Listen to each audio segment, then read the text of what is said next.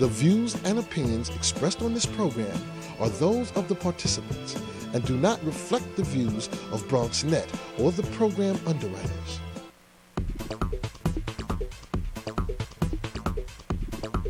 BronxNet.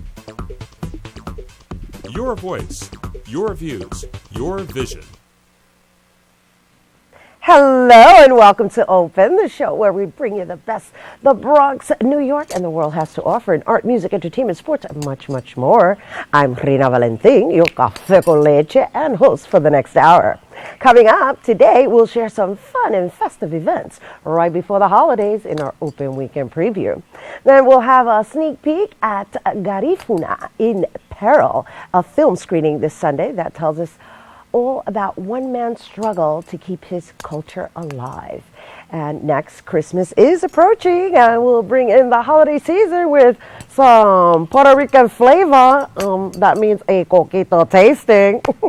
And after that, Bobby C brings us the latest in the world of sports with his sports roundup. And we wrap up the show with our Open Artist Spotlight featuring inspiring poetry from a self-taught Bronx artist. So stay tuned. All that and more is headed your way, because now we are officially open.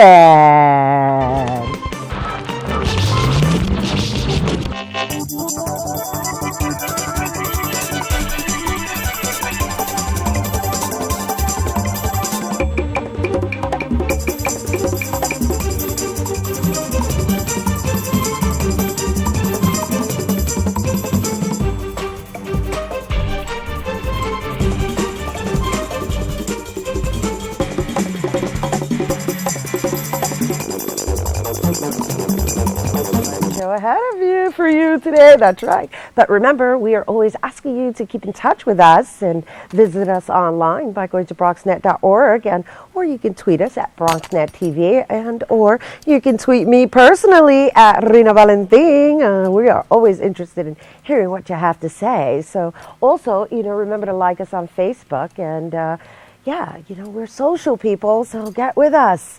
We want to hear what you have to say. And so we're going to jump right into the show with some great events in and around the city. It basically means it is now time for our Open Weekend Preview.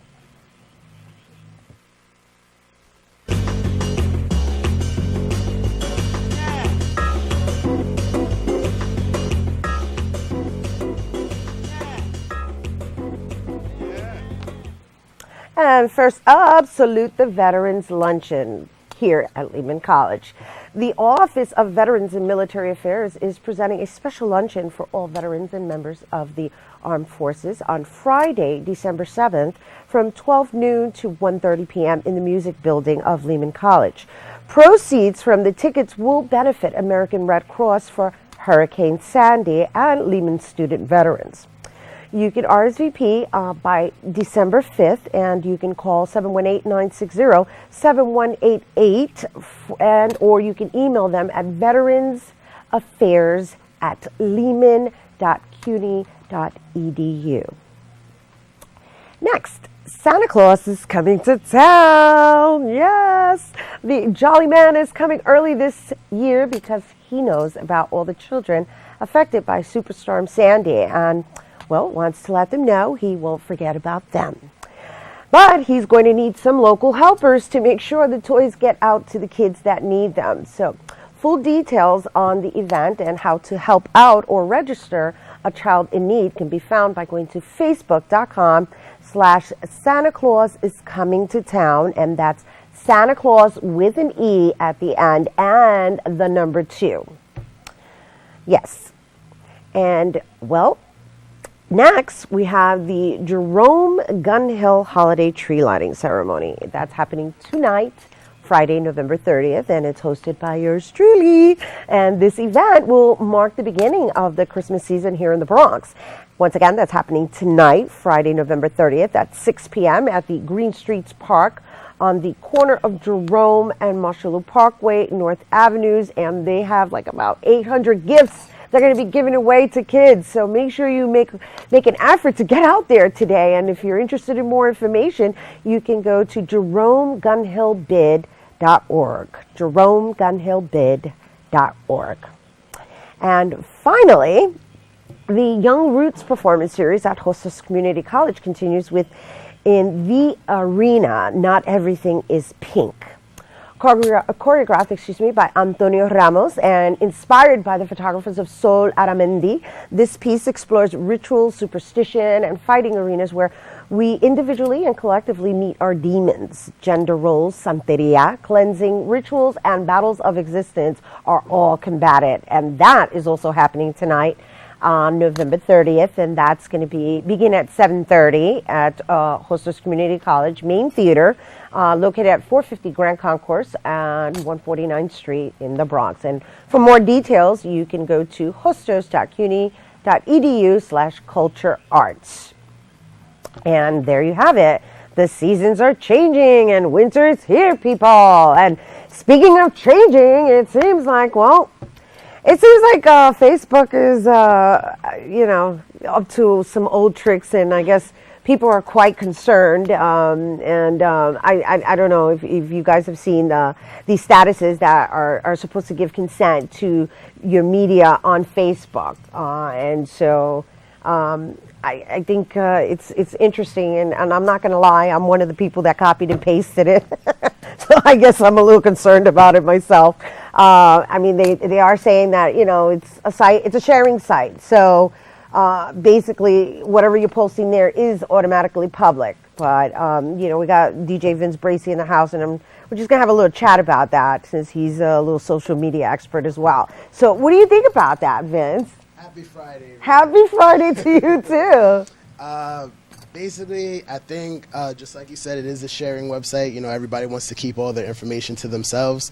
But my personal experience, I saw the message, and I was like, this seems kind of fishy to me. And I did my research, and I found out it is a hoax. It is a hoax? It is definitely a hoax. Well, you know what? Okay, hoax or not, I copied and pasted and put it on my wall, right? Because it's a hoax that is basically somehow covering your butt, regardless, right? Yes. Because here's the thing. I get that Facebook is basically a public, outlet. However, what happens is that you post something and you only have your friends, right? Only your friends are supposed to look at it. But then if they like it, then their friends are able to see what they like, so then it becomes public to other people. Therefore, it starts going into all these other hands. And so just because I figured, what's the worst that could happen? Somebody has to notify me to move as something, or publish it or whatever. I did it. I got sucked into the hoax, whatever.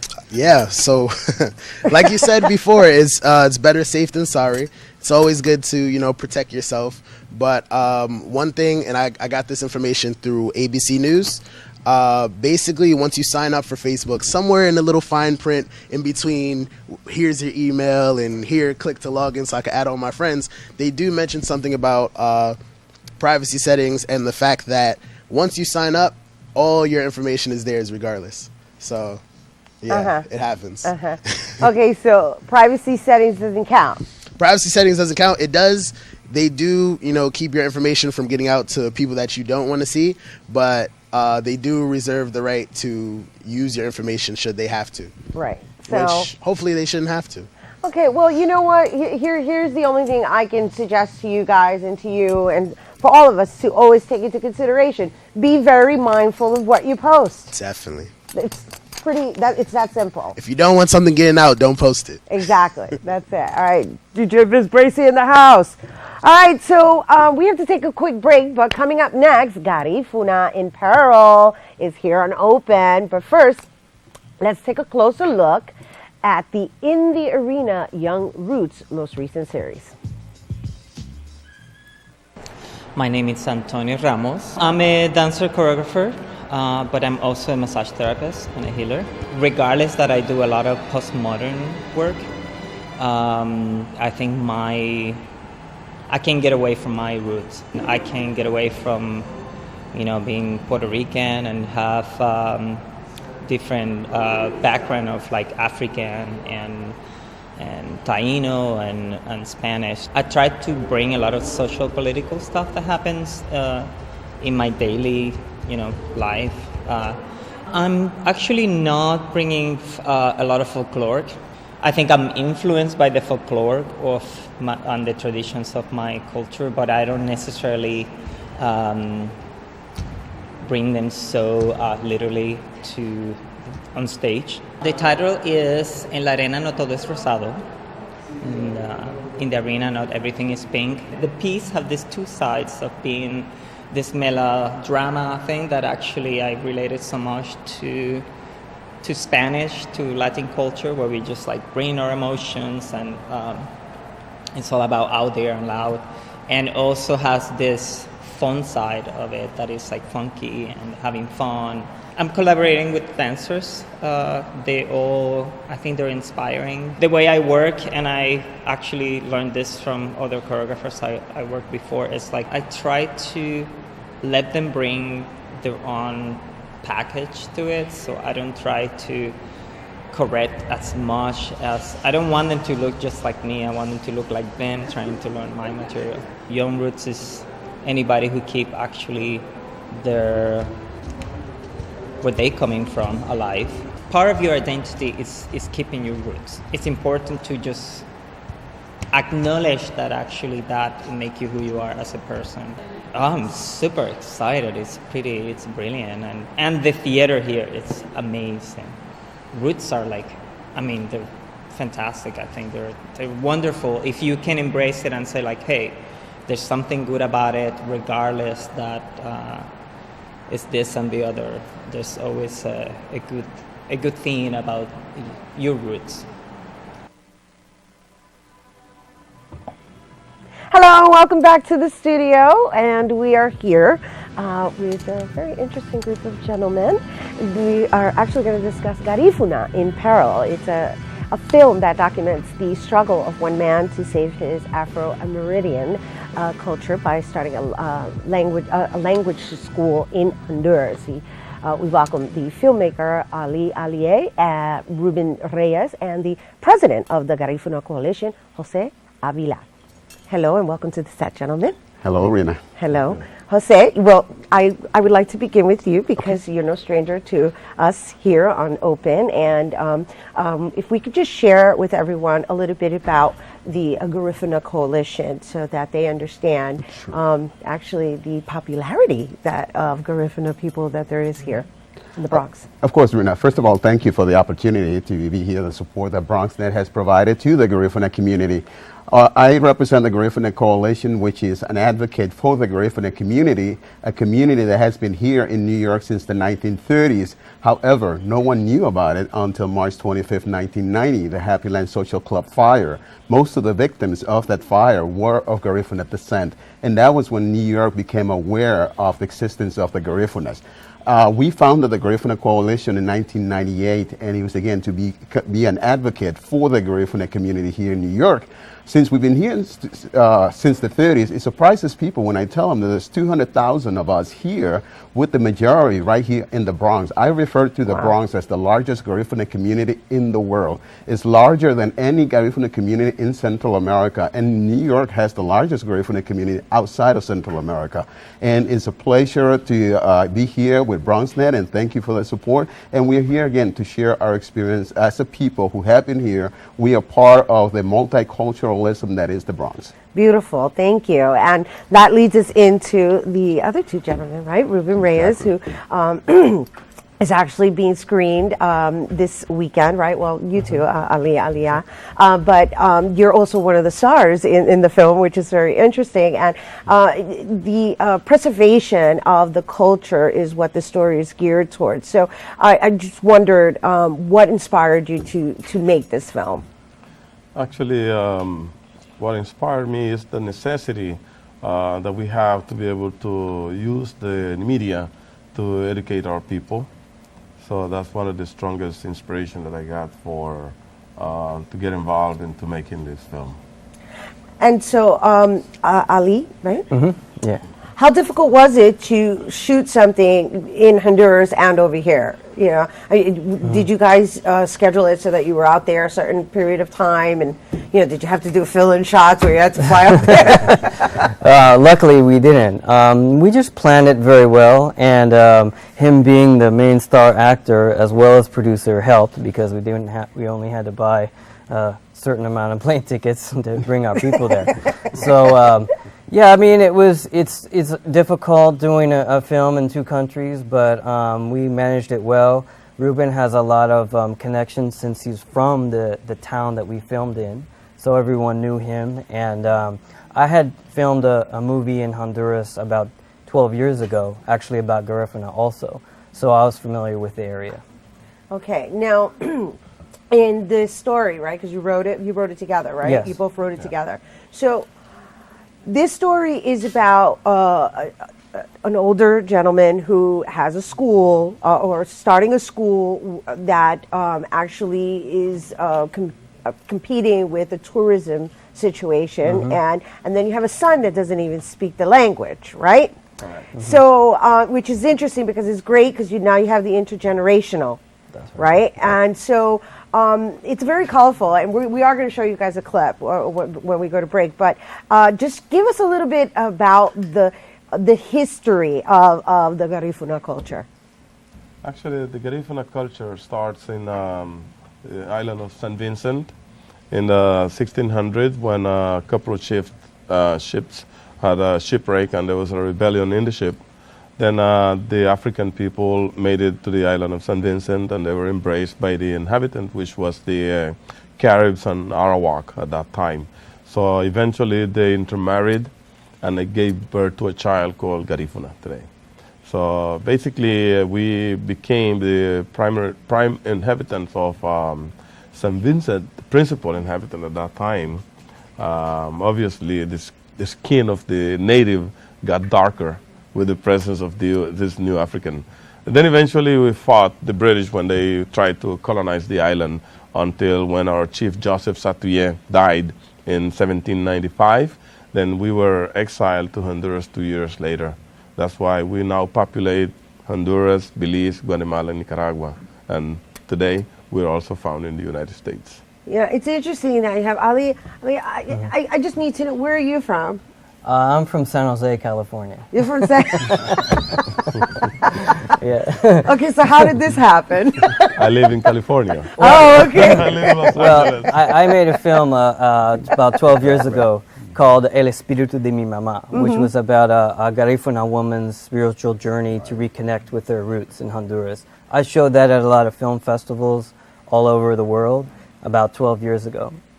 He came to one of the screenings in Los Angeles, and he came up to me afterwards, and he congratulated me on the film, but he then said, Yeah, why did you make the film in Spanish? Should have been in Garifuna. right. And so then I said, well, that's up to you. That's your challenge to make a film in Garifuna. So, we kept in contact for about 10 years, and finally the stars aligned, and we decided, you know what, let's not try to do films separately. Why don't we team up and make something together? This is wonderful, and it's going to air this Sunday. And Jose, just because you are, aside from being the president of the coalition, you're like the godfather of anything Garifuna related. Seriously, I mean, you're a wonderful advocate with a wonderful spirit. So, what does this mean to you? It means a lot, Rena. Let me put it in context. Ruben mentioned our history. Well, the fact is that we were exiled from St. Vincent 215 years ago, and what surprises people is the fact that in spite of all of that, we have maintained our culture, including the language. However, there are those who are concerned that the Garifuna language is in peril. It may disappear in a generation.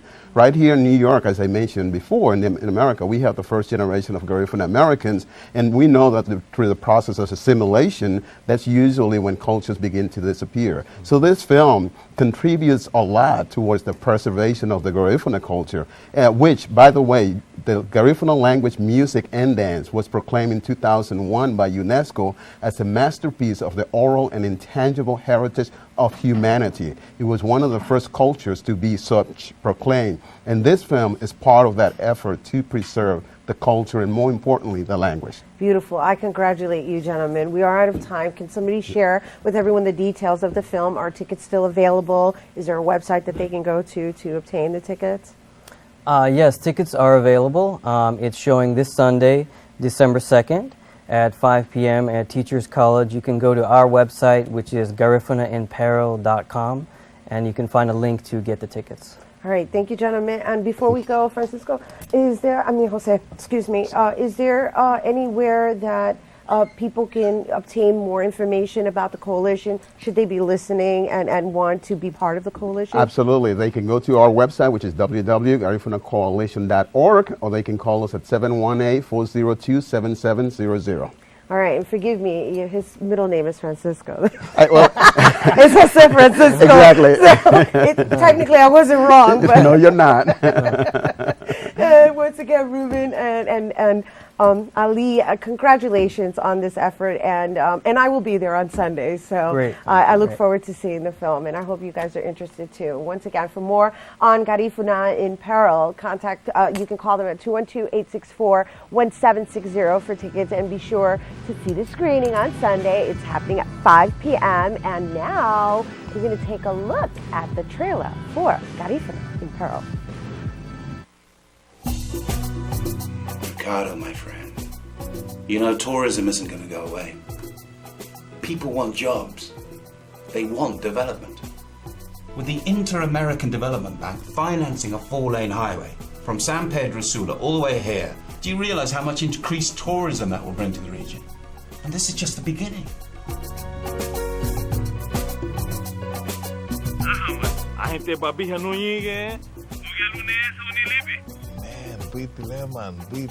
This is the type of home that the Garifuna people live in the Central American region.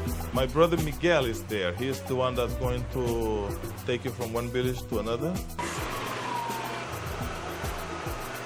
I am a Garifuna language teacher, and my oldest son can't even speak the language. I don't see how learning Garifuna is going to help me in life.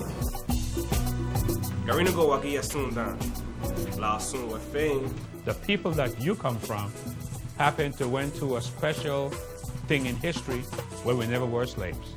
And that's something special. You see that English flag over there? Nah, that's not an English flag. What do you see? I see a Garifuna flag. Aule satuye. Habuti abutiku hadakainu. Kadariharu. Nubuti. Hoy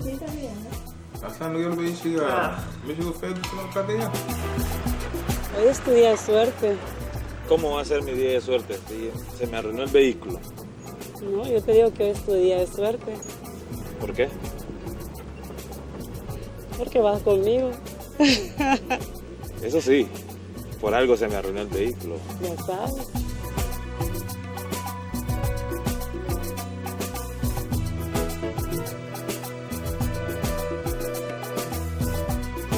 Avan samina lo mo samina. Lo hago le digo que tiene Ricardo Cate lo malamole. Mi hermano que quiere hacer todas las cosas nobles, como hacer una escuela garífuna para enseñar garífuna. Ajá, y yo que hago todo el trabajo, ¿qué consigo con esto? ¿Alguien es un gringo a poco para Japón? Hey, bravo, y mote ni que dugole. Feud na bana me por la dura agua ni lámpara. Man dice, man, like, man, no le herik. ¿Estás seguro que te quedarás conmigo? Claro.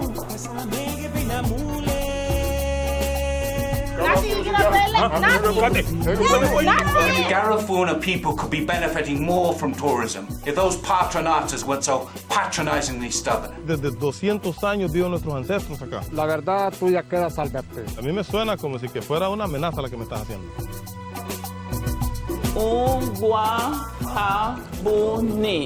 That's freedom. We will fight for survival. We always have and we always will.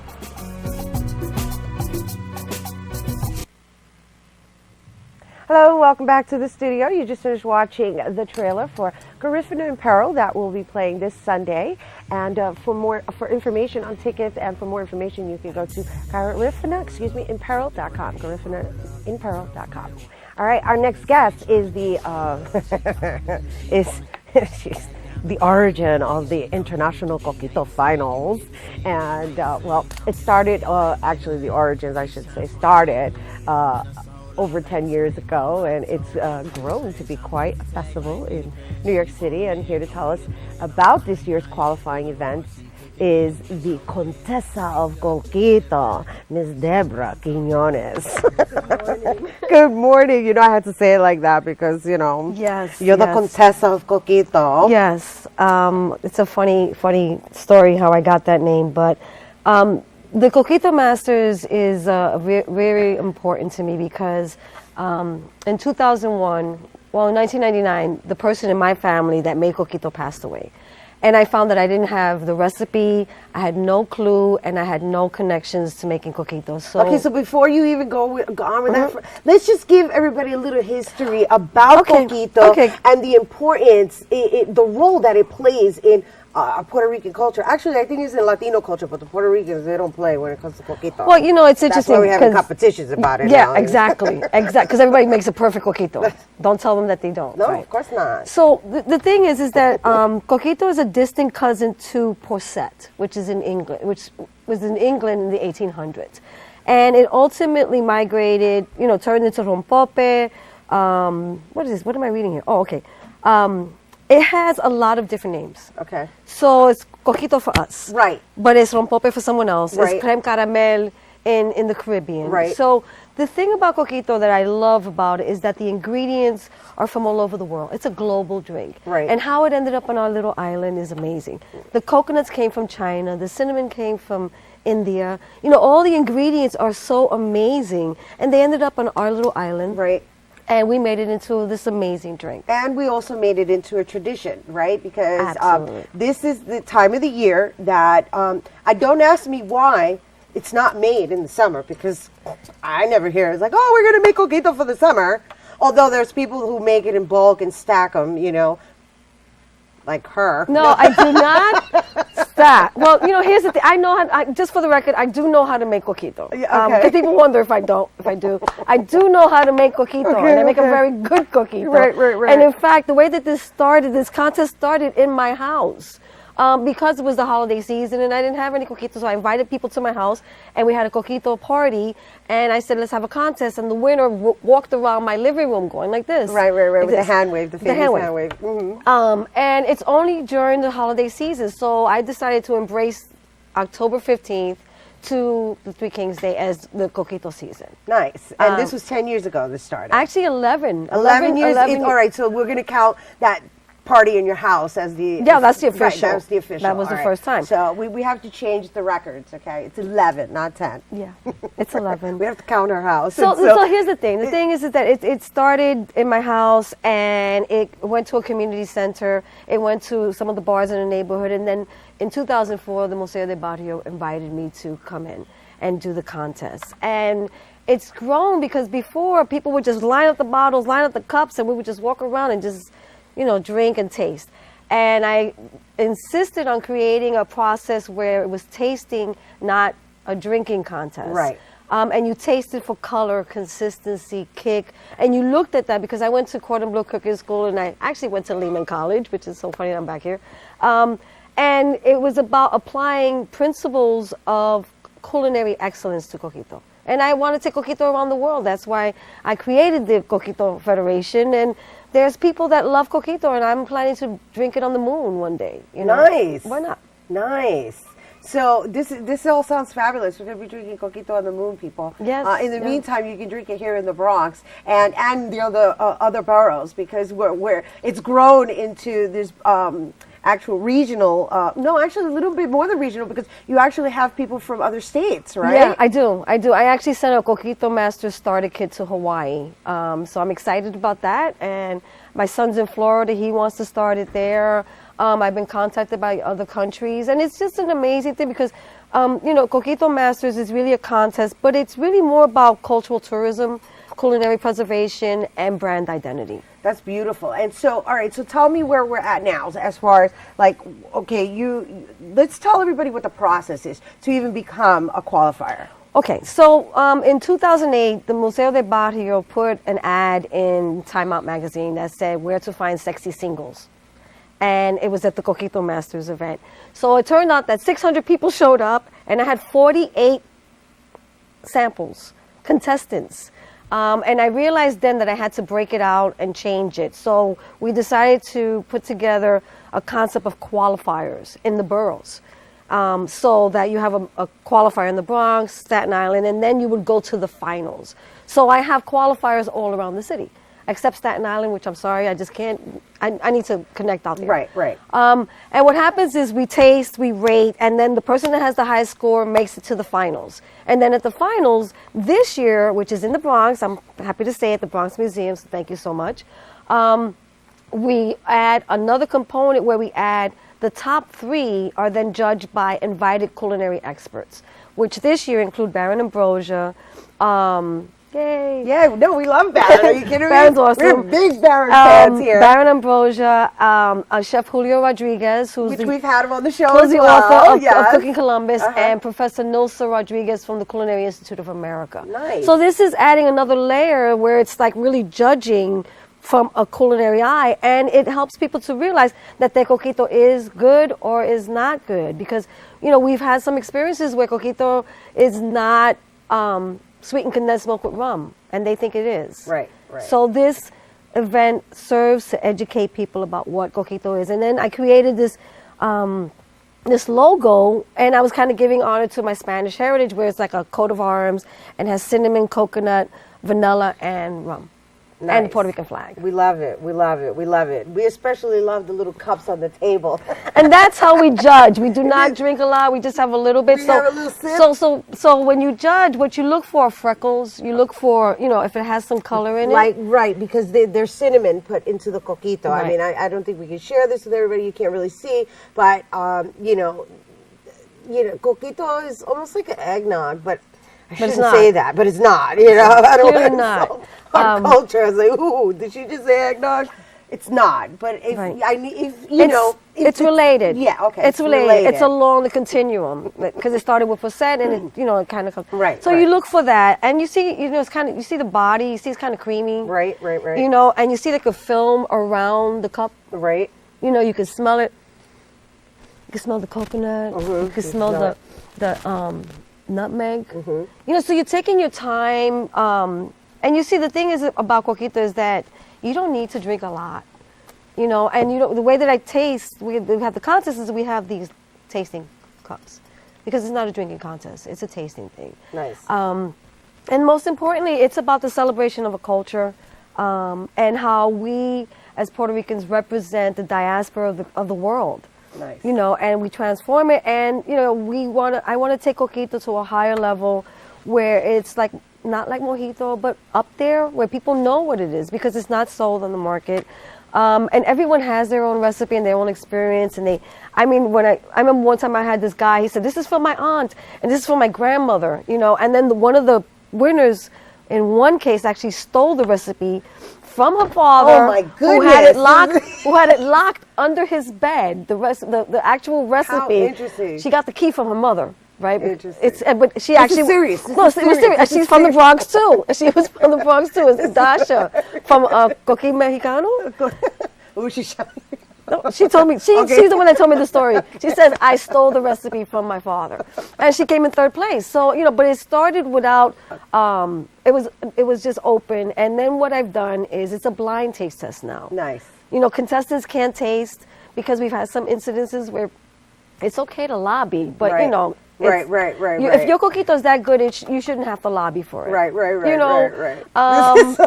It gets intense. I'm sorry, I don't mean to. No, but it gets intense. I've had to create a manual, a policy manual on how to run the qualifiers. Oh my goodness! Because it's just it's that intense. Okay, so we have the finals coming up. That's where we're at now. So for anybody who's interested in being a part of this, you're gonna have to wait until next year, right? Because the qualifiers are ready. We're full. full. they're We're past full. through the We're- qualifier. yeah, we're- Now it's up to the finals, and the finals are happening December 14th, Yes, right? On yeah. Friday Yeah. at the Bronx Museum from 6 to 8. And the reason I know all this information is because I'm actually hosting it. Yes, finally, right?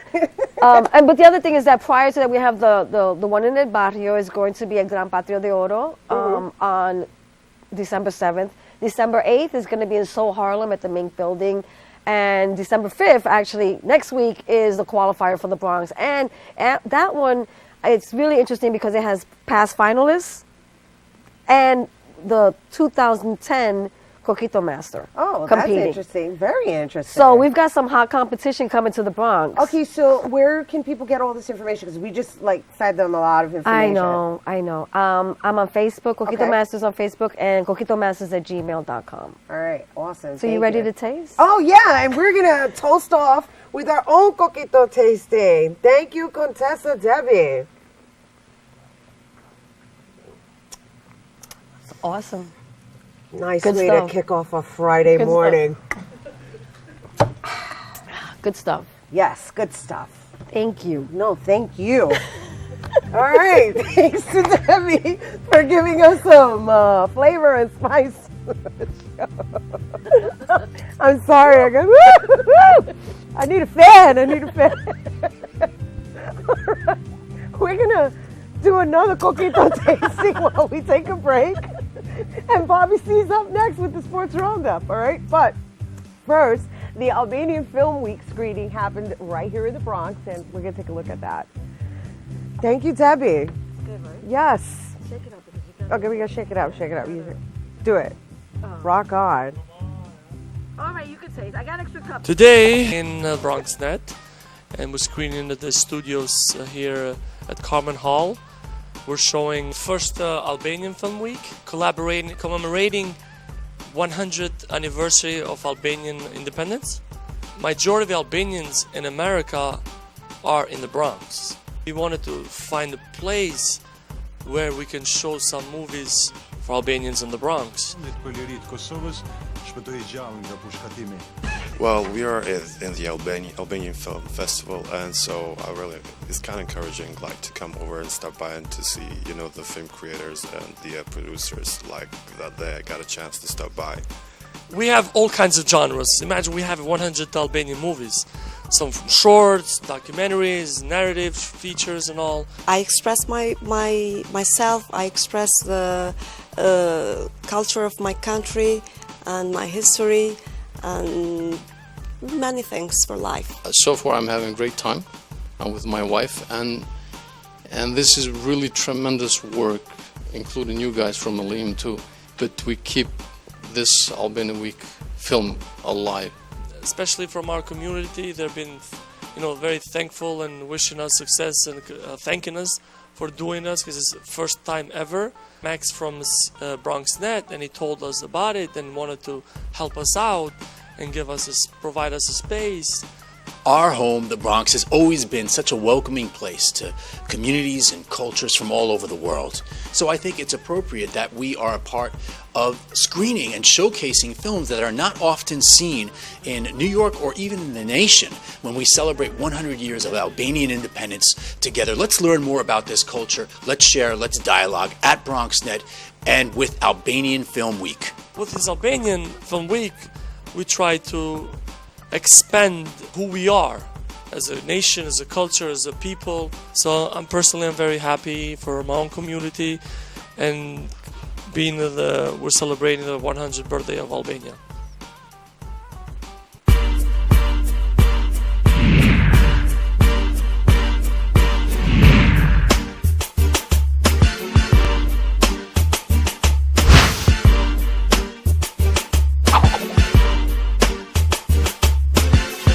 This is Bobby C. reporting from MetLife Stadium, where Giants quarterback Eli Manning put an end to Big Blue's November swoon and made history doing it.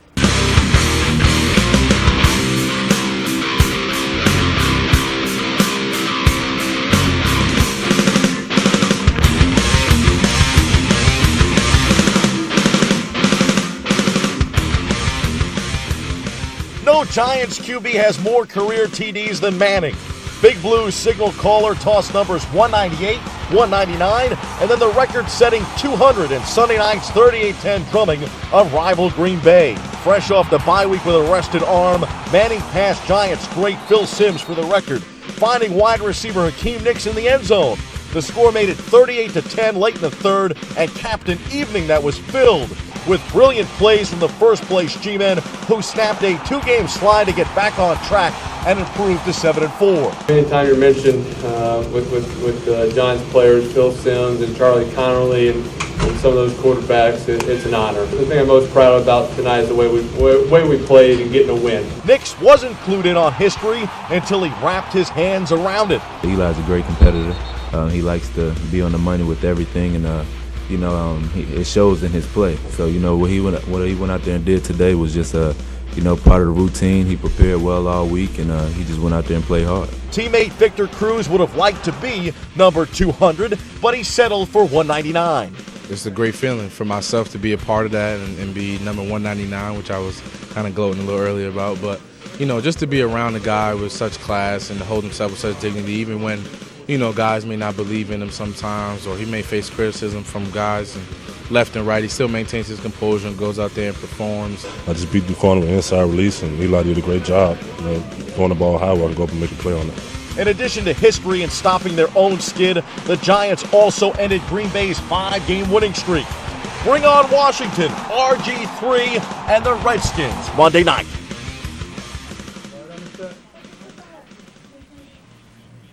The G-Men will look to keep things rolling in our nation's capital Monday night. Big Blue has rebounded nicely, but will have their hands full with mobile quarterback Robert Griffin III. That's a can't miss on Monday Night Football.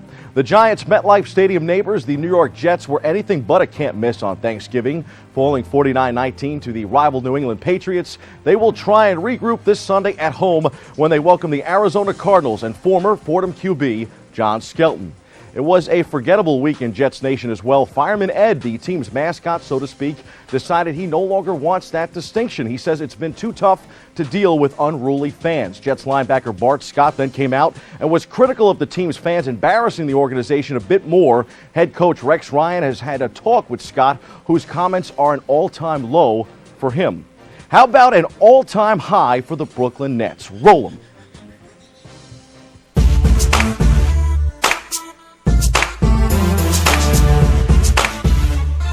Every time, some sort of Knick contingency started to cheer, our fans got louder. And, this is what we've been dreaming about since I've been here. It's a nice feeling, and I'm glad we rewarded our fans with a victory. They deserve it. They controlled the tempo in overtime. They made shots. Stackhouse came up big for them tonight, hitting a couple corner threes. I think that was the change of the game. I think in overtime we kind of ran out of, we kind of got fatigued a little bit. Lost his first game, and then it was still a good game. So went into overtime. They got it. Basically they beat us in overtime because they wanted a little bit more than we did. And like I said, it's a rivalry. The Knicks are a great team this year. They came in with a great record, and definitely it's hard to deny the atmosphere and the media buzz around this game. And so it was definitely an exciting game for us. We were definitely ready and up for the task, and glad we can come out with a victory. The Nets went out and topped the Knicks in their first regular season matchup, one that should have kick-started the NBA season, but Hurricane Sandy decided to intervene. This week's showdown was well worth the wait. It also became a springboard for another huge win by the Nets in Boston on Wednesday. Brooklyn showed its mettle in a physical contest, which was highlighted by a couple of ejections and some fines by the NBA. Brooklyn is 10-4, and the New York Knicks are 10-4 to a tie for first place in the Atlantic. The Knicks took care of business in Milwaukee Wednesday night to keep pace with Brooklyn in the standings. The Orange and Blue return home this weekend for matchups on Friday and Sunday at the Garden. Tonight, they welcome the one-win Washington Wizards. Sunday is a matinee with the Phoenix Suns. Time for some quick hitters. Yankee catcher Russ Martin has bolted the Bronx. He's jumped ship to Pittsburgh, inking a 2-year, $17 million deal. The signing leaves the Bronx Bombers without a starting catcher. The Yankees have several prospects in the system, but will likely look elsewhere for a replacement for Martin. 2 members of the Core 4 will be back for the Pinstripers in 2013. Closer Mariano Rivera signed a $10 one-year contract Thursday, following the reliable lefty starter Andy Pettitte, who also decided to return this week.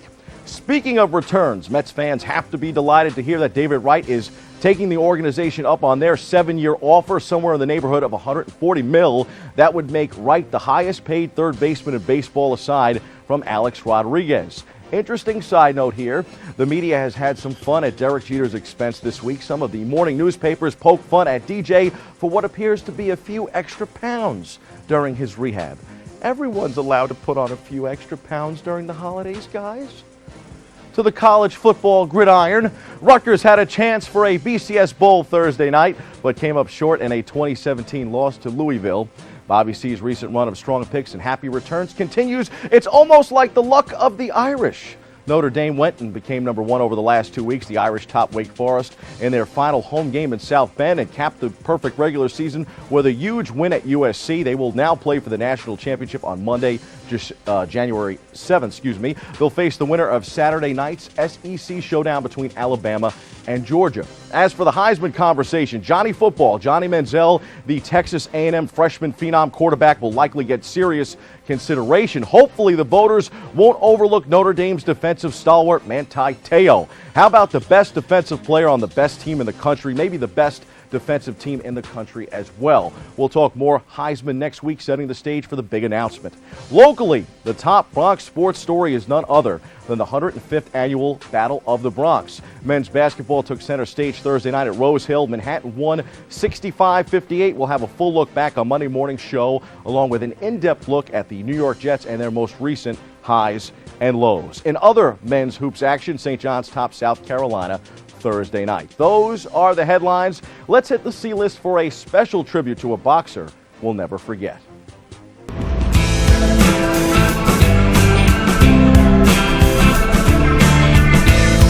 Hector Camacho left his mark on the sport of boxing through flamboyance and flair, summed up simply by the phrase, "It's macho time." The brash boxer whose furious jab and bad boy persona starred in the 1980s and for the better part of 3 decades, died this week at 50 years too young, taken off life support by family after being declared brain dead. He was shot in a car, ambushed by attackers in a parking lot in Bayamon. Packets of cocaine were found in the car. Born in Puerto Rico and raised in Spanish Harlem, NYC, the man nicknamed Macho will be forever remembered as much for his championships, titles in the super featherweight, but for those who knew him best, Macho was a storied amateur boxer. This message was clearly on display at one famed boxing gym in the Bronx that Macho frequented during his career. He was a good champion.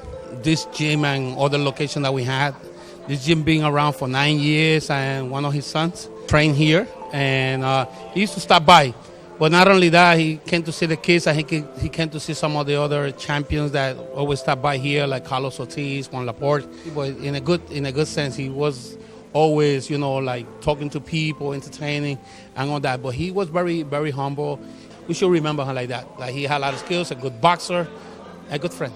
Latino Sports President Julio Pabon will never forget the time Camacho agreed to wear a robe bearing the logo of his young, up-and-coming Bronx-based company. Well, in the Bronx, I remember one day on 149th Street near Michelangelo, I'm just driving and I see this guy walking, and I said, that looks like Macho Camacho. And I spoke to Camacho, I told him who we were, and he was very open to the idea. And when we finally got the jacket to him, he liked it, and he wound up wearing it. Even though there was opposition and other people wanted to pay him to wear something else, he stuck to his word. And when he won, everybody celebrated. Macho's legend through the eyes of another Puerto Rican legend himself, pioneer Carlos Ortiz, a 3-time world boxing champion. He'd be remembered as being a great champion, great person, great in boxing. But he was a great fighter, and he will be remembered as a great fighter.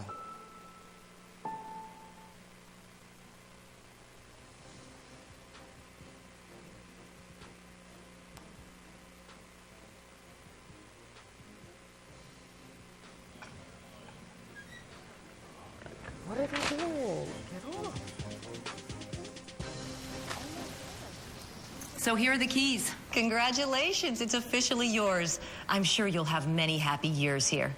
Except for you, because you'll be gone 3 years from now, struck down by the same disease that got your father. So you won't be around for them. And sadly, it could have been detected early with a simple test, but you didn't have it. Okay, who wants to check out the backyard? For a list of tests every man should have, go to ahrq.gov.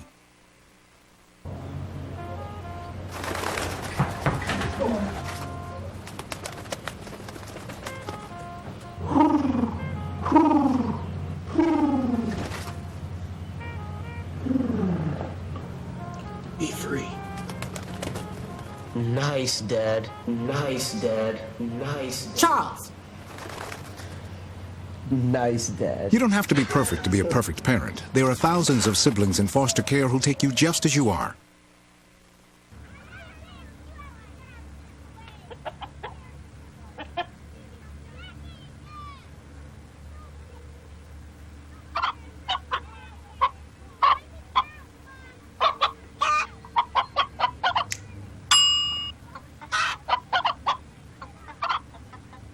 Separate raw meats from other foods by using different cutting boards. 3,000 Americans will die from food poisoning this year. Keep your family safer. Check your steps at foodsafety.gov. Hello, welcome back to Open. Our next guest is a Bronx-born, self-taught fine artist of many trades. She's a poet and painter, and her most recent project is customizable clothing and shoes. And actually, she'll be reopening her shuttered online store next year. And please welcome to the show, Jessica L. Preston. Hello. Hello, how are you? Good, good, good. So just share with everyone a little bit about the art and what it's done for you before we get into the clothing line, because you're actually studying art therapy, so Yes, that speaks volumes. Yeah, art has kind of been my way to talk when I couldn't always find words. When I was little, my father passed away, and he had a massive heart attack in front of me. So I saw his last breath, I saw his last words, and I forgot how to speak. How old were you? I was 7. And I started to draw then. And I didn't realize really that art had a therapeutic means or that it was actually a purpose. It's just something I felt the pull to do. So art for me has been a way to communicate. It's been a way to reach out to people when I was too shy to speak or when I was too nervous to speak. I'm a really tall girl, and the world is not always friendly to people who are a little different. So it was just like, how do I say what I need to say and get to where I need to be? And art was my way to do that. That's really interesting because it does hold this therapeutic component. But the fact that you've chosen to go a little further in actually studying art therapy, so what inspired you to do that, like to actually get into the therapeutic aspect of it? Well, I kind of tripped and fell into art therapy. I didn't even know it existed, as most people don't. And I went to undergrad at Hunter College, and I did a double intensive major, and I was a super nerd, and I graduated, and I was like, now what? I was so used to being a student. So I spent some time trying to figure out what my passions were. And I'm really good at reading people, I'm really good at listening to people, and I needed to find a way to keep art in my life because I knew I would be miserable without it. So I tried to literally like sit down and Google search, and I was like, okay, help people, art, Google, make your way to helping me out. And art therapy came up. So I went and I researched what it was and its history, and it was just like screaming my name. So I went and I enrolled in Pratt, and I'm going to graduate in January. I'm currently writing a 60-page thesis, and I'm dying as a you little take bit. a deep breath. Yeah, it's like I cry at the computer as I type. But I'm sorry, I feel you. I feel Yeah. you right now. Wait. Yeah, it hurts. It does. I'm not going to lie to you. But it's something that I'm so motivated to do. And my thesis is still talking about how art is supposed to express and help, and how it really should be used in groups of people who can't communicate, and Right. not just people who, you know, have physical detriments, but people emotionally who just can't find the way to say what they need to say, and it would do so much for them. So This is interesting. So, in essence, what we're actually discussing here is a young girl who experienced something traumatic and started drawing and developed your ability to draw or paint, and because you're a visual artist. Yes. And in that process, you were able to create a company from it by doing apparel. Yes. And it's actually artwork on the apparel. Exactly. So just so that everyone is aware, and I also found it interesting how you chose to gear a lot towards children's clothing. Yes. Is that related? Yes, it is. I'm mostly swamped with, I found myself through every point of my life being surrounded by children. Somebody in my family always takes care of children. My house is the neighborhood hub. And I find that when people do things for children, they tend to not do it in the same way they would for an adult. And I feel like children like colors and they like fun and they like the same things that adults do. You might not be the same subject matter, right? But I feel like, a child deserves the same amount of energy put into anything that I would do for an adult. And I love, doing things on such a smaller scale. It's because my artwork is like 6-7 feet tall. So going down to this size is like such a new and very challenging subject matter. And we're going to take a quick break, and then we're going to share with everybody this other component to her artwork, which is poetry. So when we come back, we're going to actually shine the lights, because our open artist spotlight will be on her. We'll be right back.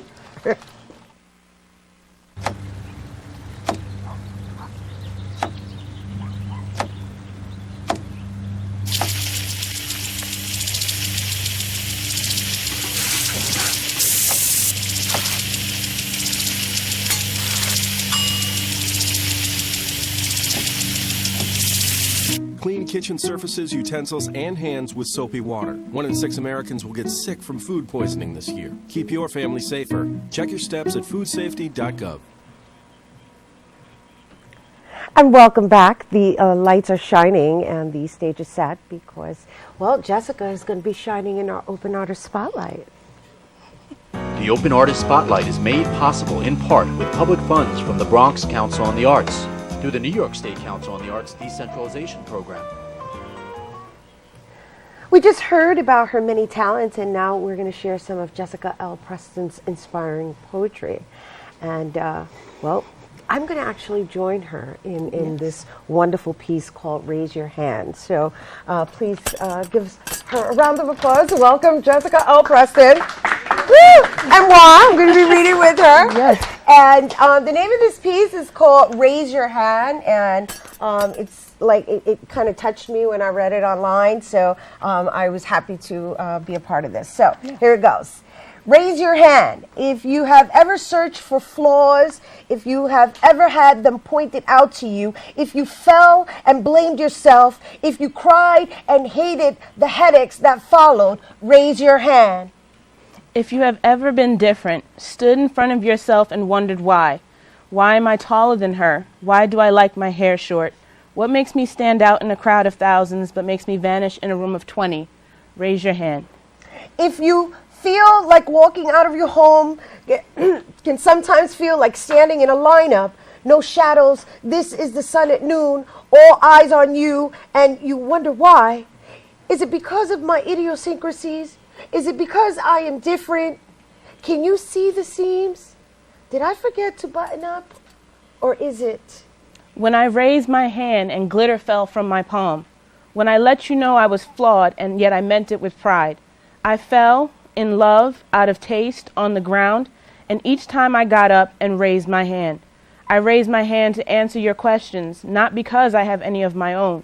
I raised my hands to let you know, yes, I am this tall. I like being a girl in short hair and an Elvis pompadour. Yes, I am an intellectual who looks like a pinup. I raise my hand in the center of a ring to let you know I am triumphant. And so, I say one more time, raise your hand. Raise your hand, Jessica L. Preston, everyone. Woo! And for more information on Jessica, check her out at jessicalpreston.blogspot.com. Unfortunately, we are out of time, people. That's all the time we have. We'd like to thank all of our guests for stopping by and you, our viewers, for tuning in. If you missed any part of the show, tune into the Recablecast tonight, 10 p.m. And past episodes are available online by going to bronxnet.org. I'm Rina Valentin, and from all of us here at Open, may the universe provide peace, prosperity, and love. Mwah. Adios.